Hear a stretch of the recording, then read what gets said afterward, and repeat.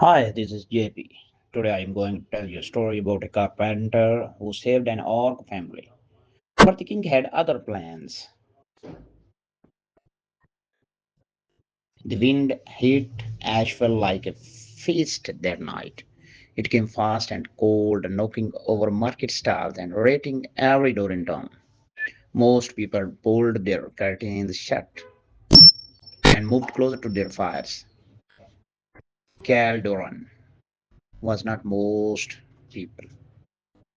He was walking back from a late job, a repair on old man Hector's barren roof, when he saw them.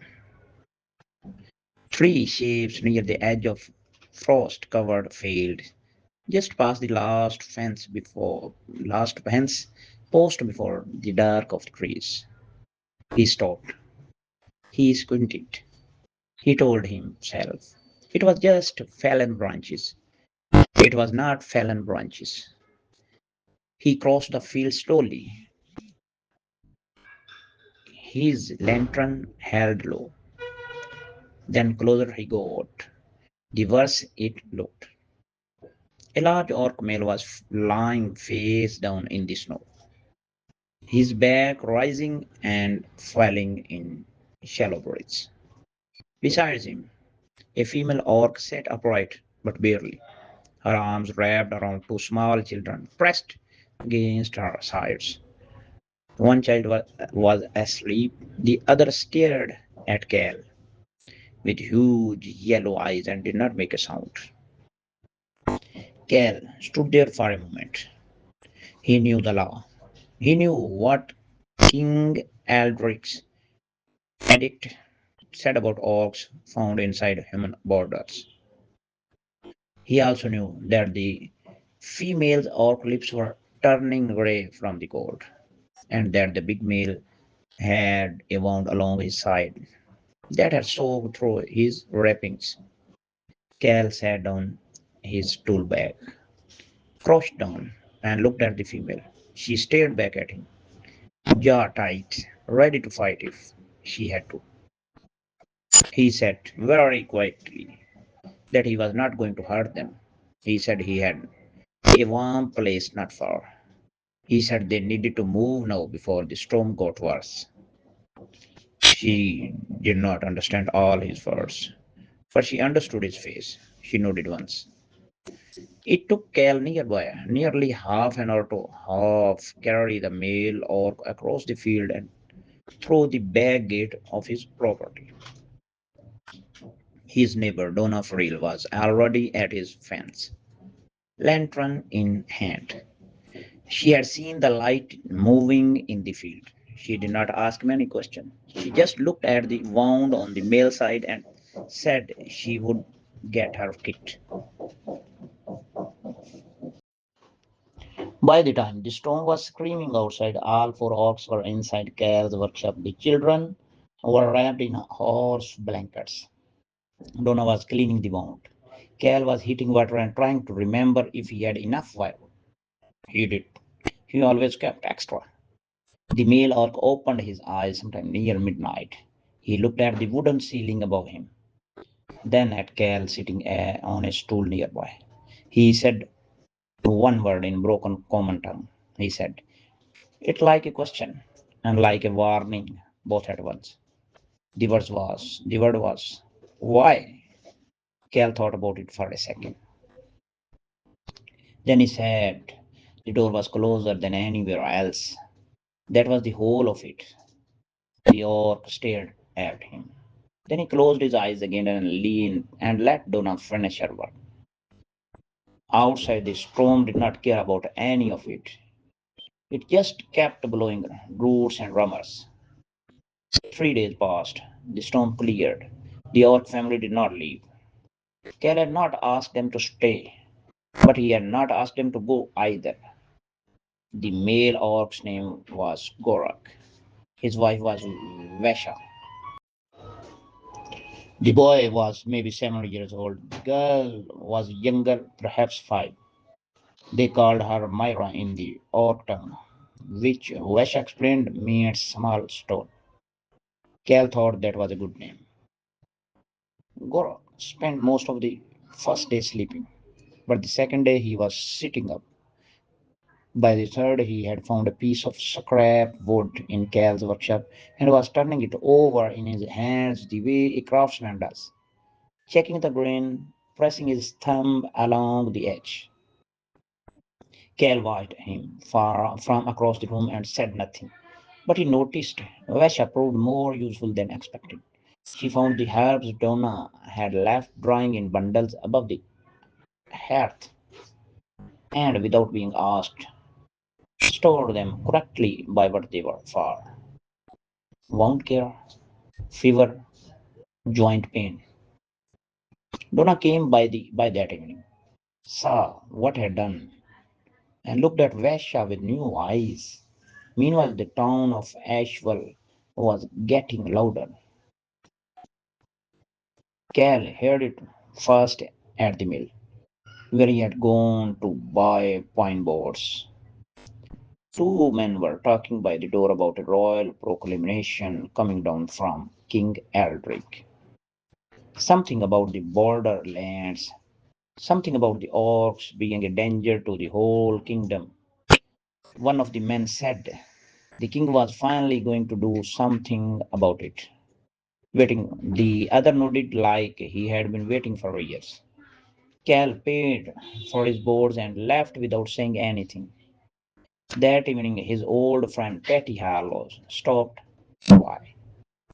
Patty was a courier, lean and road worn, who had moving later across the kingdom for 15 years. He knew things. He always knew things. Patty sat at Cal's table and spoke quietly. He said he had been through three border villages in the last month.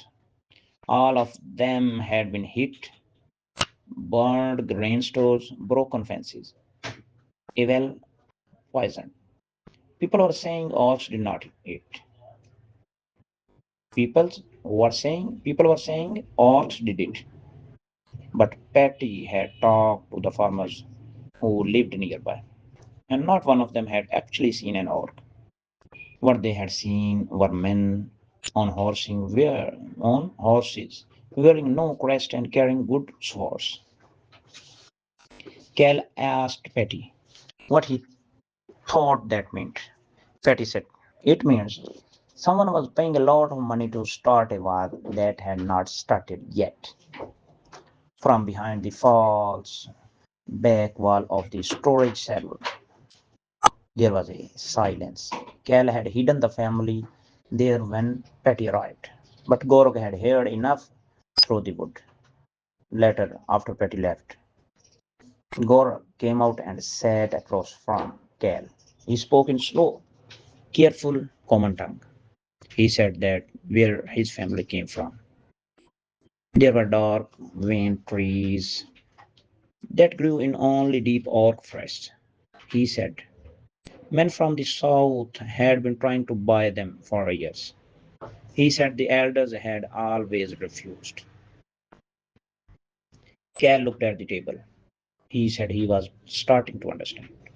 The next morning he went into town for nails and saw a lord's carriage outside the council hall.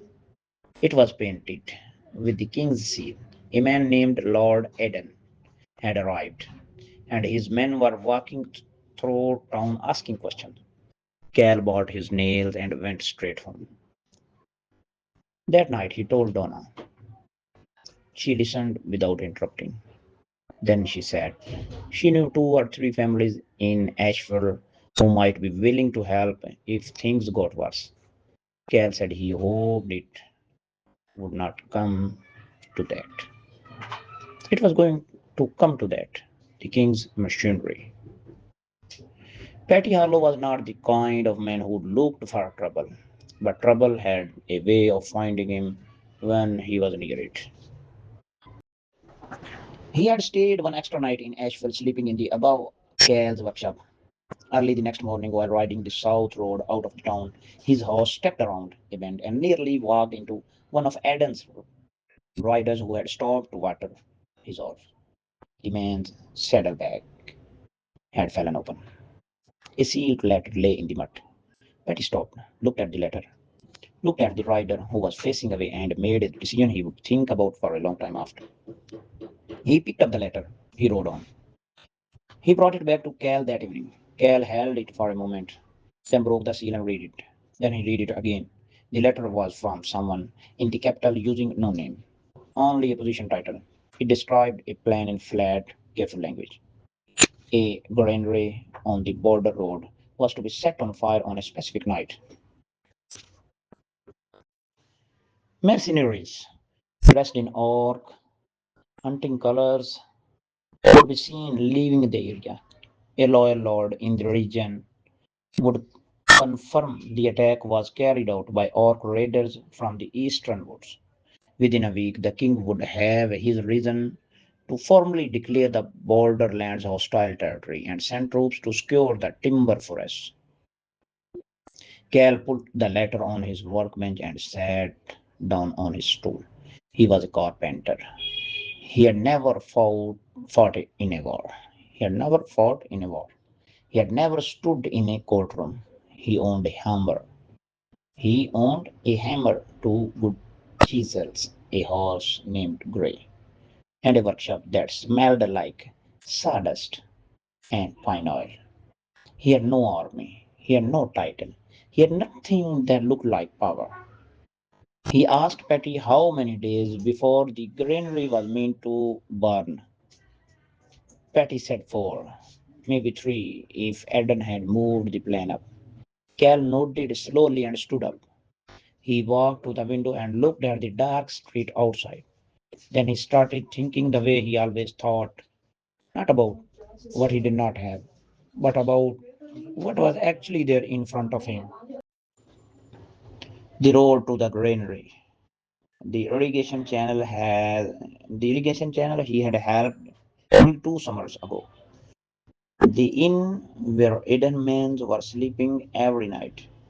The floorboards in that inn, which Cal had laid himself 6 years back and knew were loose near the east wall. He was not going to fight anymore, but he was going to build something. Donna Frail came over before dawn the next morning, and Cal told her and Patty everything. Donna was quiet for a long time. Then she said she would speak to the window Carla Briggs, whose son had been constructed and never returned home, and the same owner, the blacksmith, who had been cheated out of a royal contract for forge work, and the old Frank Nye, whose east field had been seized for a road that had never been built.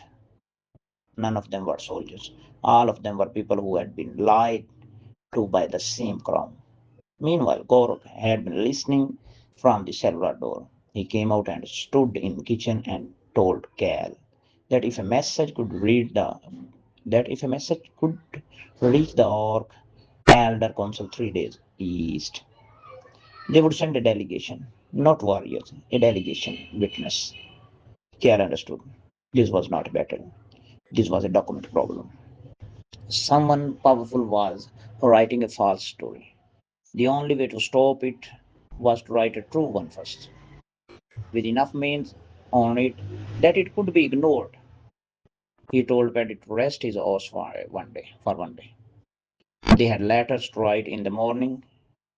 Lord Eden had Grapel, the merchant who had been seen talking with the soldiers, quietly taken away in closed wagon. Cal watched from the cross of the street. The plane was moving faster than he expected. So was Cal, a carpenter's sword. Cal worked through the night. He did not use a sword. He used what he knew. The signed letter, written in plain language, describing everything from the Orc family in the storm to the broken seal on Patty's sword, was copied 3 times by Donna carefully hand. Patty took one copy and rode east before sunrise, carrying also a short message from Gorak in the Orc. Carrying also a short message from Gorak in the Orc language, pressed with the elder family mark. The second copy went with the same the blacksmith, who was travelling south from Ironstock and agreed to carry it to a Lord Steward he trusted in the next country.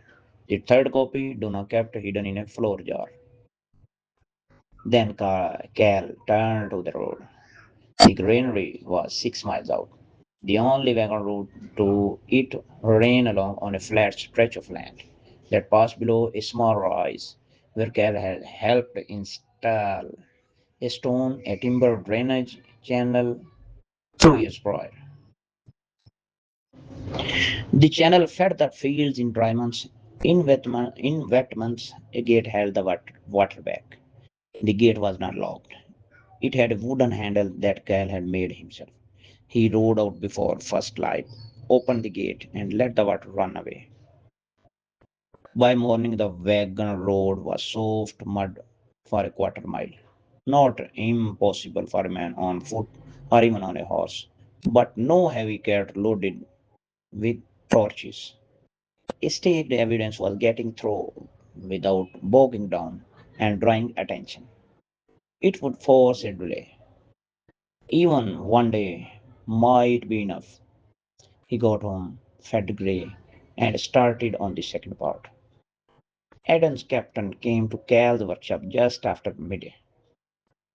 Someone had seen lights on the roads the night before. The captain was a big man, well fed, with the kind of face that had stopped asking questions and only gave orders.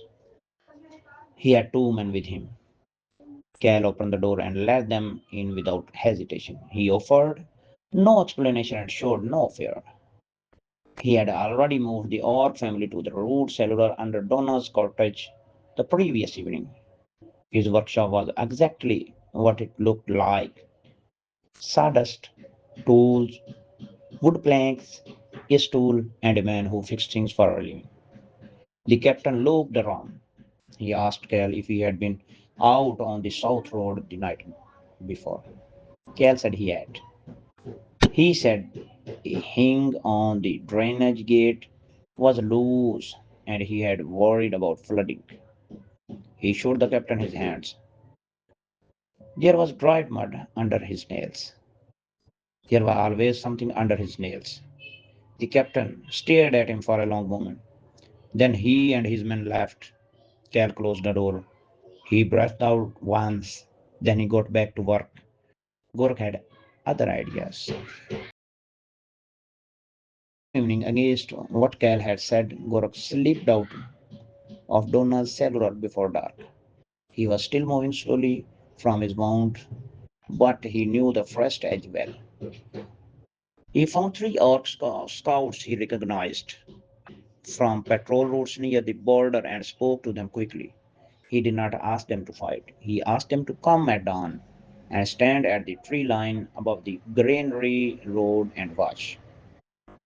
They came, and when Athens mercenaries tried a second approach through the north field path at first light, those three orc scouts were standing silent at the tree edge. And below them, in the open field, were four Asheville farmers that Donna had quietly asked to come stand and bear witness. Carla Bridge, Sam Oller, Frank Ney, and a quiet young man named Cole Marsh, who had said almost nothing throughout everything but showed up anyway. 12 eyes, orc and human, watching the same road at the same time. Ed and men stopped. They looked up at the tree line. They looked at the farmers below. They turned around. You can't burn a granary and call it an orc attack when orcs and humans are standing together watching you to do it. Adam stood down, but he sent a rider south of the capital before noon. Patty came back near sunset. He had not reached the Orc Council in time, but riding hard on the return, he had crossed paths with a man named Beard, a royal clerk who had been quietly gathering evidence against King Eldrick for 2 years. Lowe had been waiting for exactly the right piece Patty had given him to him. Lowe Beard arrived in Asheville just after dark, tired and dusty. carrying a leather full of documents. Cal made him tea and listened to what he had. What gets built, what gets built lasts longer. That what gets burned.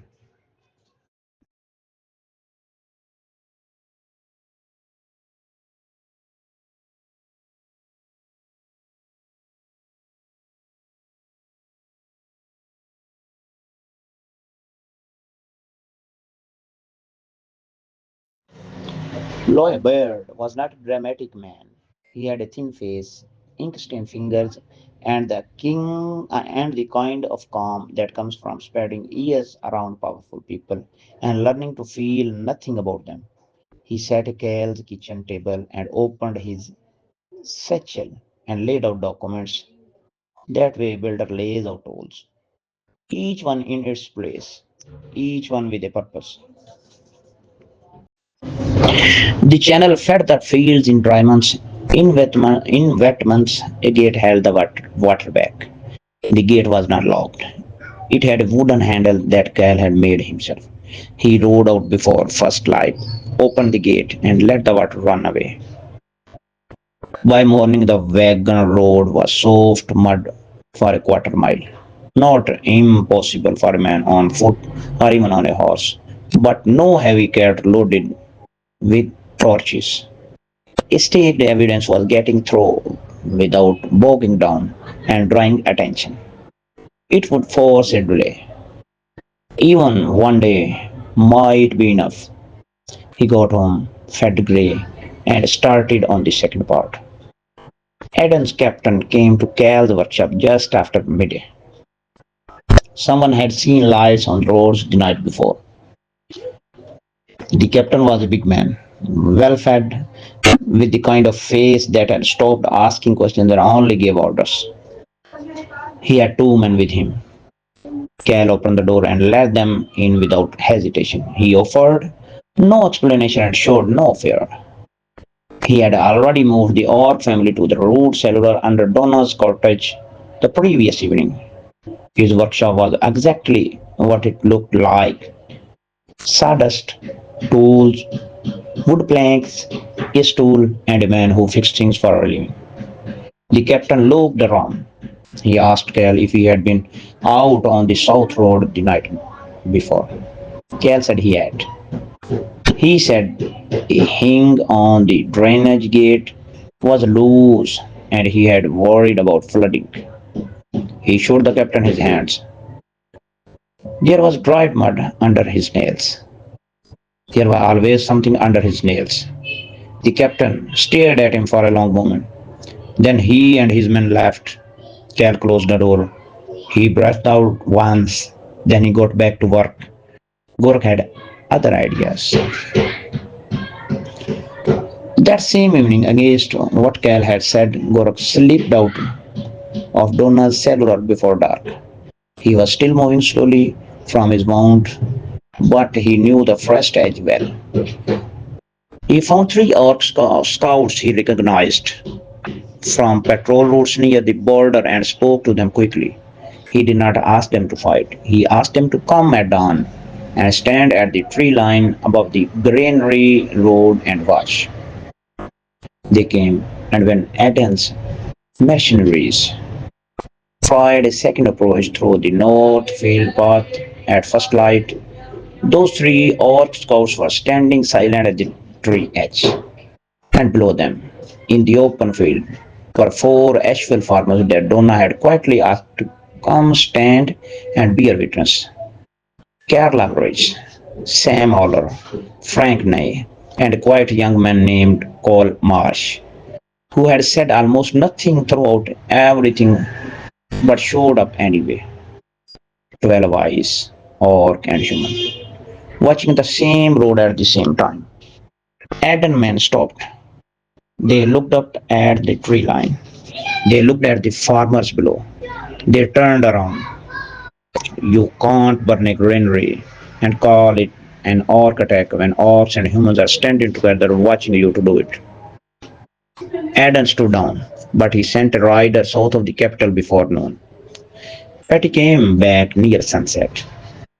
He had not reached the Orc Council in time, but riding hard on the return, he had crossed paths with a man named Low Beard, a royal clerk who had been quietly gathering evidence against King Eldrick for 2 years. Low had been waiting for exactly the right piece Patty had given him to him.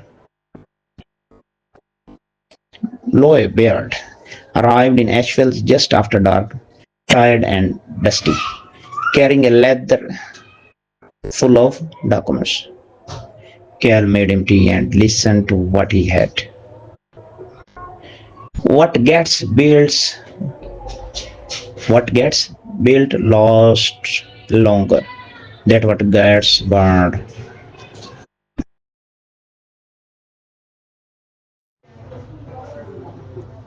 He had contracts between the crown and timber brokers that predated any or conflict by 5 years. He had payment records for mercenary campaigns that matched the dates of border raids. He had a statement from a lord who had refused to sign a false incident report and had been quietly removed from his position 2 months later. What he did not have until Petty Harlow rode into his camp on a muddy road with a sealed letter and signed testimony from 5 actual residents was witnessed, documented cross-border incident that showed a staged attack being physically stopped by both human farmers and orc scouts standing together. He had that now. It took 3 weeks for the Assembly of Lords to convene. They are not met in full in over a decade. King Eldrick had preferred it that way, but the document that Low Beard placed before them were specific and sourced and signed by too many names of to dismiss. A king could ignore one